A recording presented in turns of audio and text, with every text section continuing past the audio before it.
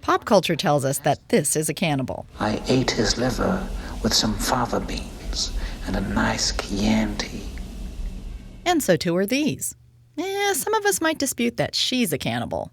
But you might not realize that this European king was a cannibal for his practice of consuming corpse medicine. Part of us wants to think of this as sort of a fringe or maybe folk type of medicine, but this is very mainstream, advocated by the leading people of science, and absolutely. One of the most famous users of this kind of medicine was King Charles II of England, and in fact he had his own laboratory, and there is a kind of ground up skull that they called King's Drops after him. You can find out more about King Charles at the San Diego Museum of Man's new Cannibals exhibit. Here at the San Diego Museum of Man, we're really interested in looking at topics that might make some people a little uncomfortable, but actually if you explore them sort of with sensitivity and thought, you discover that there's more that unites people than divides us. In order to do that, the San Diego Museum of Man's Director of Exhibit Development, Emily Anderson, is defining cannibalism in the broadest possible terms as people who eat other people. That includes consuming fresh blood, or Charles's King's Drops, things you could find in a 1747 manual for apothecaries. And in this book is an entire section on medicine made from people. So we have everything from hair, nails, saliva, earwax, menstrual blood. To read sort of one of the most, just to give you an idea of some of the language around this, it says, the semen or sperm is whimsically used by some for dissolving the malefic influence of spells causing impotence. Such remedies were not referred to as cannibalism, but rather corpse medicine.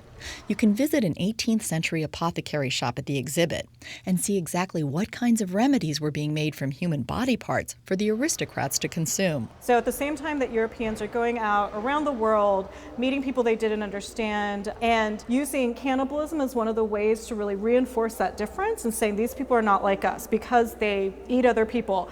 Back in Europe, medicine was made from human body parts and prescribed regularly to people for a number of different ailments. You can even use the museum's diagnostic machine to find out what you might need to cure your ills. And we add this up, so I got 6, 8, 11, 13, and over here, when I look at my prescription guide, 13 gives me mummy dust. Each sheet, which is something a visitor can take home with them, tells you what things are made from and also what it would be prescribed for. So mummy dust is basically made actually from mummy, and it could be taken orally to reduce bruising or to improve overall health. Another popular remedy was skull moss, a fungus that grew on the back of skulls that had been exposed to air.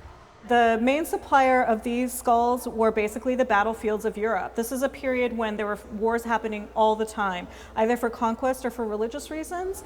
And especially in the case of Germany, apparently in Germany, the skulls that came from the battlefields in Ireland were especially popular. So there was a whole business of exporting skulls from the Irish battlefields to the continent, to continental Europe. Cannibalism is still something of a taboo topic. Labeling someone a cannibal has been used as a shorthand for designating them as different and even subhuman.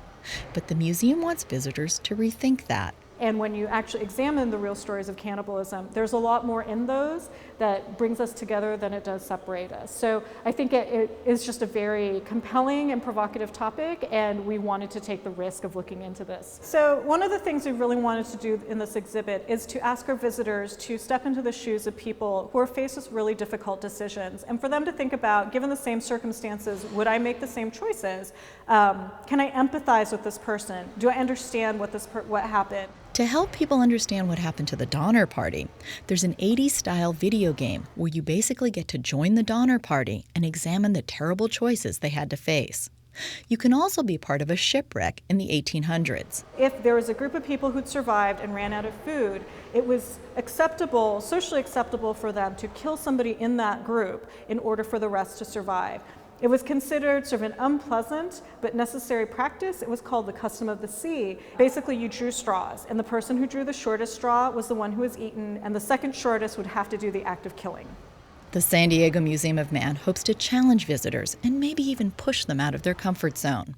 At the end of the exhibit, it asks them to consider exactly what it means to be a cannibal and to think about changing their definition about what might be construed as cannibalism, and if they might even be capable of cannibalism themselves. Beth Accomando, KPBS News.